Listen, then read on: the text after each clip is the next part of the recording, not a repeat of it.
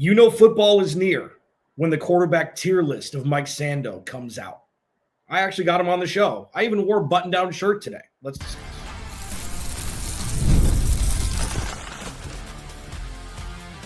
You are Locked On Cardinals, your daily Arizona Cardinals podcast. Part of the Locked On Podcast Network, your team every day. Welcome in, Locked On Cardinals. Alex Clancy here. Follow me on Twitter, Clancy's Corner. Follow the podcast at Locked On AZ Cards. Thank you for making Locked On Cardinals your first listen, free wherever you get your podcast and on YouTube, part of the Locked On Podcast Network, your team every day. Please go to the YouTube channel, search Locked On Arizona Cardinals, hit that subscribe button, man. Turn notifications on. You know the drill. Leave a comment. Let's keep it rolling. Quarterback tier list is out, and the one and only Mike Sando, the mastermind behind it all, joins me now. August, right before the season starts. Mike, thank you for joining me. I really appreciate it. Yeah, glad to be here. Thanks. Yeah, and I do wear button-down shirts outside of having guests on. I just want to let you know this isn't like a slop fest here on Locked On Cardinals. Let's get right into it. Okay? You've been covering football for almost 30 years, now with The Athletic. You take a lot of time to compile the thoughts of many executives, coaches, former executives, etc., into this quarterback tier list. Tell people who aren't familiar with the exact elixir that results in this 1 to 32 what goes into it. Yeah, so after 28 years of covering the league, I know a lot of people, have a lot of good, candid conversations with people that I trust. They trust me. And so when it comes time to do the quarterback tiers, after the draft, I will look at all of the teams' quarterback situations. If there's a veteran quarterback in the mix for a starting job, I put them on a ballot, and then I get in touch with 50 coaches and executives. This year was 6 GMs, 6 assistant GMs, 6 former GMs, 8 head coaches. I think I had 15 coordinators, maybe 4 other assistant coaches. And we put all of them into tiers. Tier 1, the best. Tier 5 would mean like you're not even a starter. Tier 4 is a little interesting because it could be not enough information, like a rookie who's hardly played, or it could be, hey, Russell Wilson, I think you're a 4. You probably aren't, somebody we want to go the whole season with, that sort of a thing. So it's always fun to see who's in tier 1, the elite guys, and if there's any surprises. And then it's fun in each market too. Hey, where's our guy? Why? What are people saying? Yeah, because this is like the culmination of list season is pretty much silly season throughout the year. There's not a whole lot to talk about. It's more future pacing than anything. Who could make the playoffs, things like that. This is like the Shangri-La of it, where there's actual hard evidence of what well-respected people think in the space. Now, I do want to ask, before getting into Kyler Murray here, how much of name recognition and situation goes into this? Like a Joe Burrow, for example, where he had bonkers numbers last year and they didn't make the playoffs and they had no defense. Not to say he should be lower than he is, but how much does situation and name recognition, notoriety have to go into this?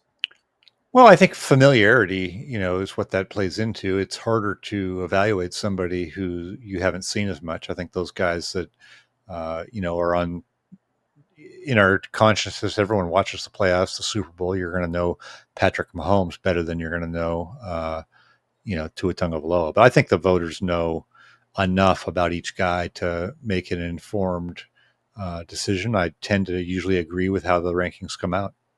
So, we've known each other tangentially for, we never met, but I produced a show that you joined with Jody Ayler on The Drive, and you were, for those that don't know, Mike likes to wake up very early. Mike likes to do his hits early.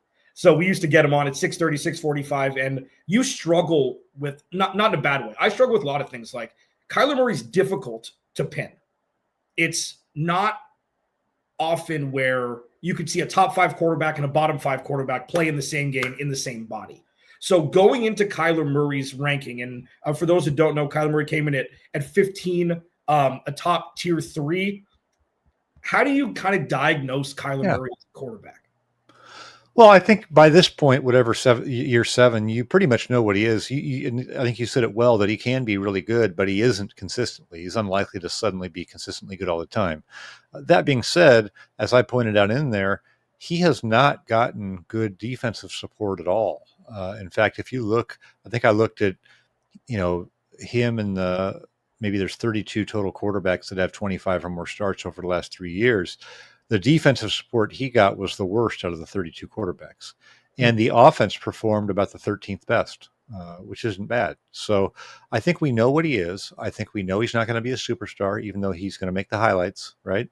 Uh, but what they need to find out is, how far can they go if they get the rest of the team good enough? And I think, if you go back to Jonathan Gannon's first year, they were 32nd on defense, I believe. And then last year they were kind of in the 20s, 23 or something.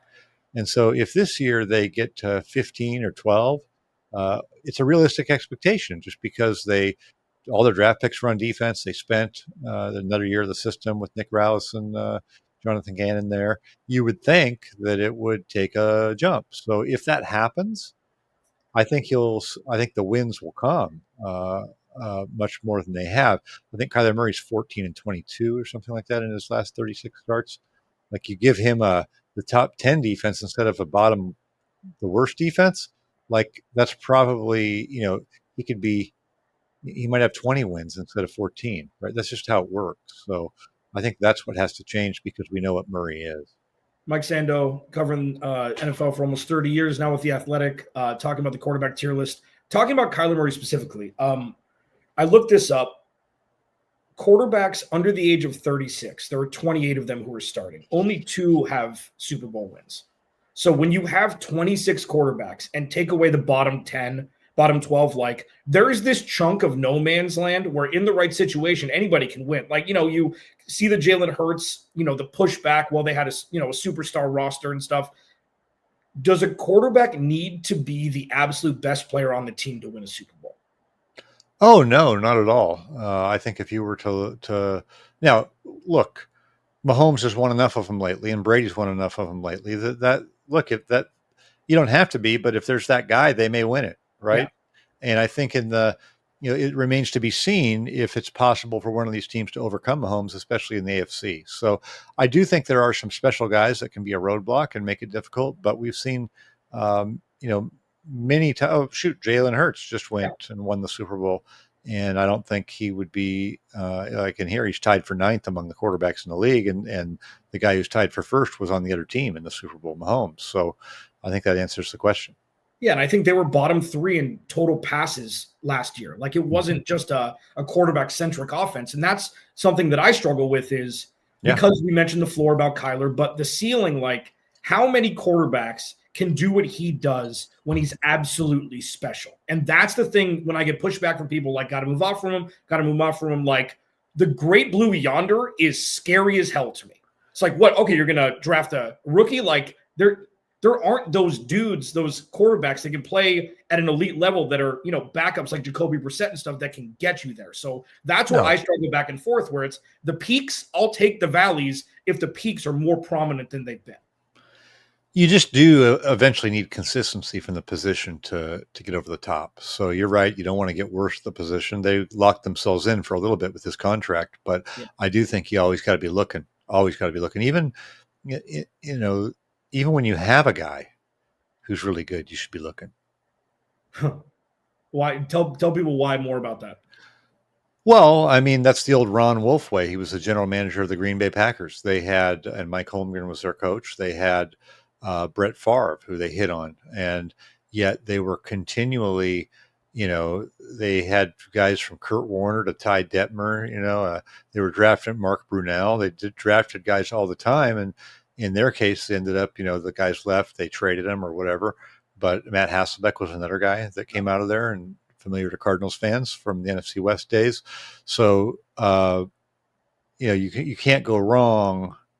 If you have a process for continually looking, you have a chance to hit on quarterbacks. See, but the thing is now, it's like those were the olden days where you actually, like, rationally speaking, maybe this 21-year-old isn't ready to lead a team at this next level yet. So you put him in the boiler room for a little bit, for a year or two. You let them learn. Like, look at what happened with Bryce Young sitting for 3 games last year, whatever he did. Andy Dalton came in and looked like the last half of the season he was great. So would you? If you were GM, would you revert back to that? Like, so you draft a guy 2 years early, no quarterback competition, put him in there. If there's injury, you throw him in, but otherwise he's just there to learn. Yes, I would try to do that. I do think it's extra challenging now because there's not enough reps to go around. They don't practice as much. They hardly play anyone in the preseason. The pass attempts per even for the starters in the preseason, has gone way down. So it's hard. The deck is stacked against you, but would you rather have a chance or no chance, right? You have no chance without trying. Yeah, and I think at this point we're starting to see some sort of shift towards that, because if you don't have two quarterbacks, you're behind the curve now. If you don't have two running backs, you're behind the curve now. We've seen this uptick seemingly in quarterback injuries where that'll crater your season if you don't have a dude who can come in and be 70%. I'm going to get you out of here on this. This is the thing I push back with, viewers, listeners, people I talk to, etc. Having an above average quarterback is far better than not knowing what it's going to be that could potentially be a bottom 5 quarterback. Explain to me the difference between a Kirk Cousins, Kyler Murray level and, what's going on in Cleveland, like the huge gap between the two. Yeah, I mean, the Kirk Cousins, Kyler Murray, you can win with them. Now, can you win a championship with them? I think that remains to be seen. How good you'd have to be around them to do that. You're gonna, in today's day and age, you're gonna pay them as if they're Lamar Jackson, right? Almost, and so that can be challenging for your roster. And at the same time, some of it depends on the risk tolerance of the owner, right? If you feel like you'd much rather have Kirk Cousins or Kyler Murray if you have to go 9-8 to keep your job. As opposed to, if you look in Philadelphia, they took big swings. They had Carson Wentz. They signed him to a big deal. Didn't work. They fired him. The GM is still there. They've moved on with coaches, but they traded Carson Wentz and took a chance on Hurts, who was cheaper for a while. The Rams have let their team trade Jared Goff after signing him. So it really is different for each team based on how much security and vision there is from the owner. Mike, tell people where they can find you, man. Absolutely, at theathletic.com and through the Athletic app for sure, and on X at Sando NFL.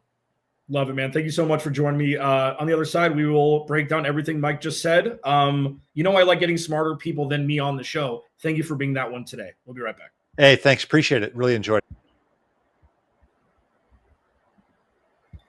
This episode of Locked On Cardinals is brought to you by our friends at Yahoo Fantasy. It's the best time of year, man. NFL kickoff is almost here. Like, we're 3 weeks away, dude. Like, we made it. That means fantasy football season is back in full swing. Just completed my dynasty draft. It was a rookie draft with Yahoo. Super easy, super simple.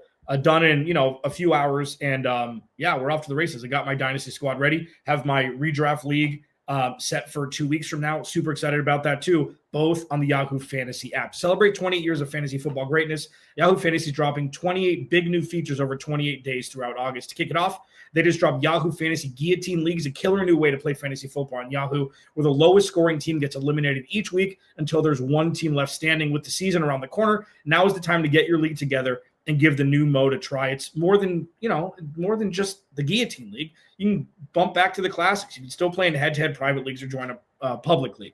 Stay tuned for more killer announcements and start playing Yahoo Fantasy Football now at yahoofantasy.com/LockedOnNFL. Please go to the YouTube channel, search Locked On Arizona Cardinals, hit that subscribe button, man. Turn notifications on. You know the drill. That was Mike Sando, one of the best in business. He's an encyclopedia. He works so hard. He's so good at what he does. He's so smart, and really enjoyed having him on. So, I could have gone a couple different ways with that interview, talking about just Kyler Murray. I wanted to give kind of the broader picture of what goes into that list, why Kyler Murray's kind of where he's at, and also how number 15 on the list is a lot better than, 20 and below, 23 and below. So for those that are listening and not watching, Kyler Murray is ranked 15th, just behind Brock Purdy and just ahead of Aaron Rodgers and Tua. For these lists, across the board, Tua's, usually been ahead of Kyler. Tua was in the top 100 NFL list. Kyler was not. And every list has different, stats, ways they're manufactured, backgrounds, all that stuff. But Kyler Murray being at 15, in my opinion, is exactly where he should be, above average quarterback, and that's A-okay with me. Now, of course, it's not perfect. Of course, there are things that need to get better. Of course, all of those things. But I had Mike on today because I wanted to kind of put into perspective what it could be like if it weren't this. And I've talked about this a lot. I've talked about this throughout, my time, obviously since 2019 when Kyler Murray was drafted. It's grown incrementally year over year, kind of peaking mid-season last season where the Cardinals were leading the division going into the bye, I believe, and then the wheels fell off just like they did in 2021. And while I know that this is an irrational thing I'm about to say, and while I know it's kind of a loser mentality thing to say, I'm saying it to put things into perspective for the bigger picture. Most quarterbacks couldn't get the Cardinals to that spot to begin with. And I know, I get it. Those are the peaks. The valleys are deeper. They're crater. It's towards the end of the season. It's Seattle after the bye week. I remember it all. So when at a point do you look at Kyler Murray and say, good enough? When do you say good enough? Because as Mike said emphatically, and I agree, your quarterback doesn't need to be your best player to win a Super Bowl. Jalen Hurts wasn't the best player on the Eagles. It was a conglomeration of multiple. Conglomeration, Darren? Conglomerate. Collaboration. That's not it. It was a group of really good players with a good scheme and good leadership, and that's what got it done. Plus, the offensive line for the Chiefs was god-awful. But, I mean, the Eagles have been doing this for a couple of years now, so I'm not eating their lunch for the Chiefs having a bad offensive line, 2 Super Bowls out of, whatever, the last 4.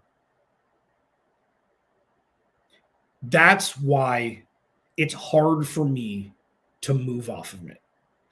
It's hard for me to move off from, they got to look elsewhere. Kyler Murray's not the guy. What does the guy mean?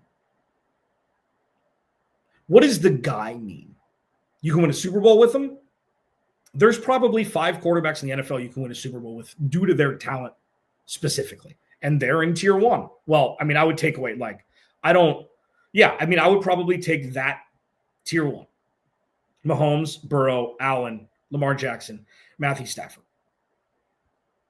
I would probably take those 5. If you take 4, you take Stafford out. Jalen Hurts isn't there. Jalen Hurts they're better than the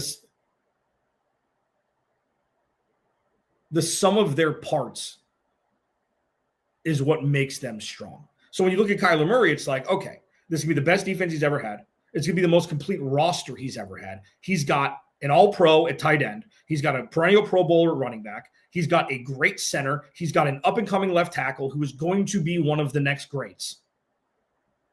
He's got an up-and-coming wide receiver. We'll see this year if he takes that leap. That's more than most teams have.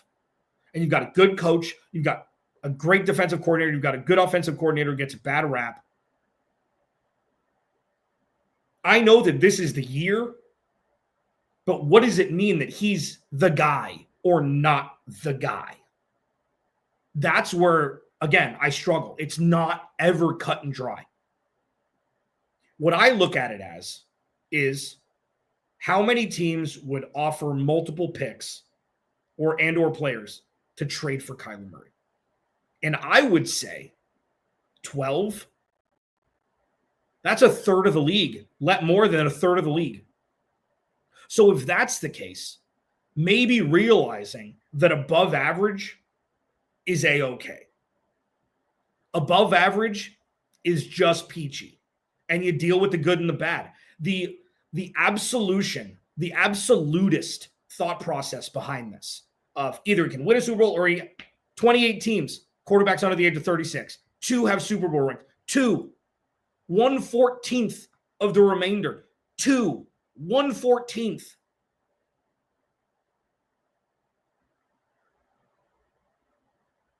So when you look at the future and Kyler Murray, okay, if it's good more than it's bad, and if the good peaks are higher than the bad valleys, let's ride. Russ? Can't believe I said let's ride. Stupid. That's where I struggle. When people say get rid of them, it's easy to say that. Then what? Draft one. Okay. How often does that work? Well, doesn't mean that it won't. Sure. Well, you trade up and get Arch Manning. He's not coming out in the draft next year. And also, why? Kyler Murray is not a perfect quarterback. No quarterback is. And I'm not comparing him to the elite ones who have bad days or bad quarters or bad series.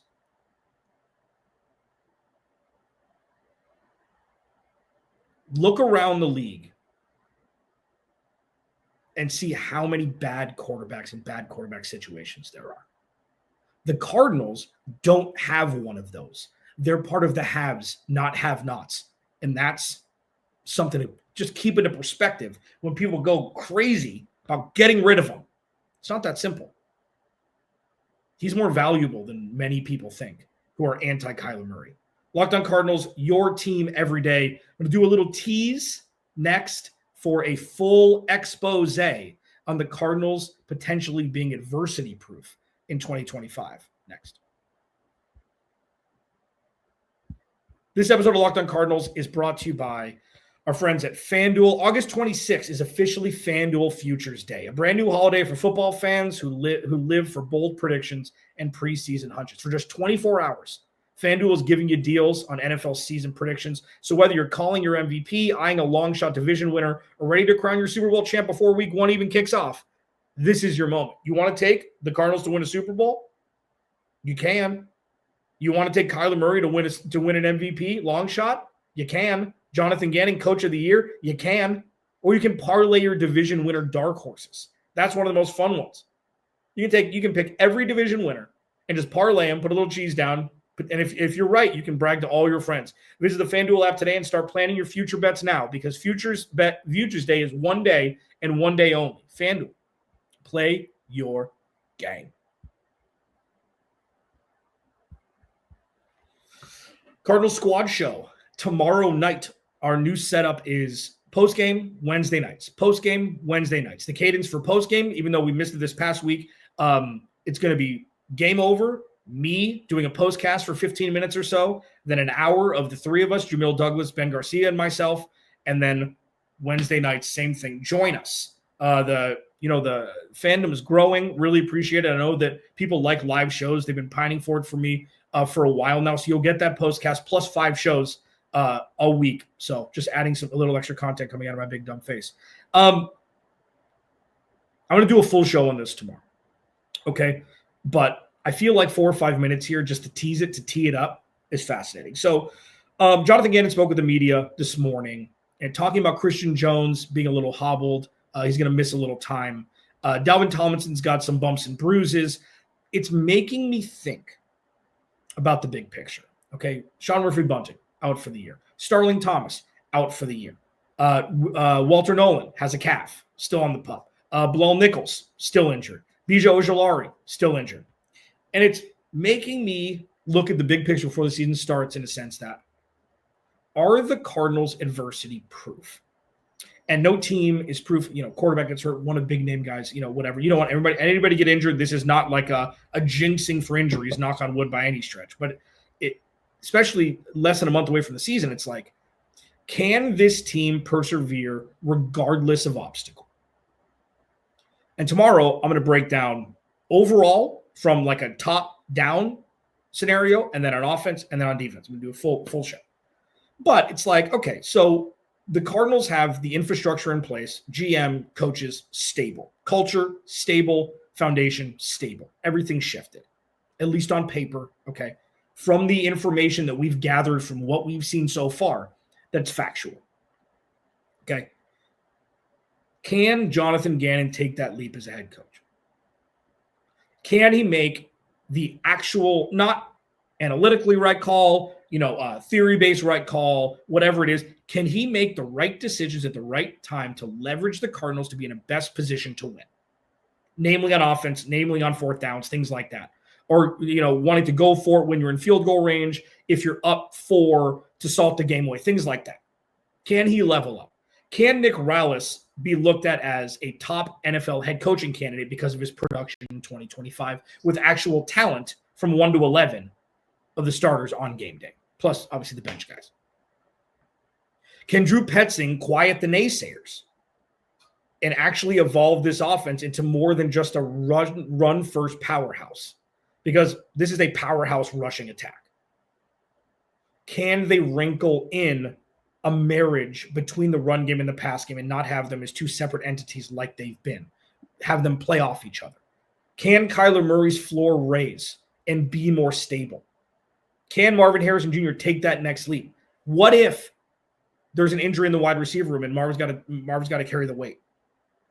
What if there's an injury or poor play from the offensive line? Do they have enough depth?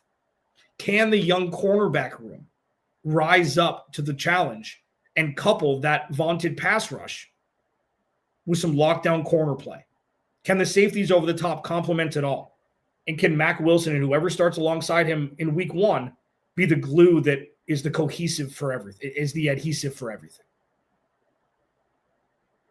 Injuries, poor play, rookie second-year guys not leveling up as quickly as expected. Are the Cardinals able to be adversity proof? Do they have enough in place, not only from the coaching staff and the front office to the offense to the defense? That's called a tease. I'll discuss that in full episode form tomorrow. Remember, without you, there is no me. I'll talk to you then.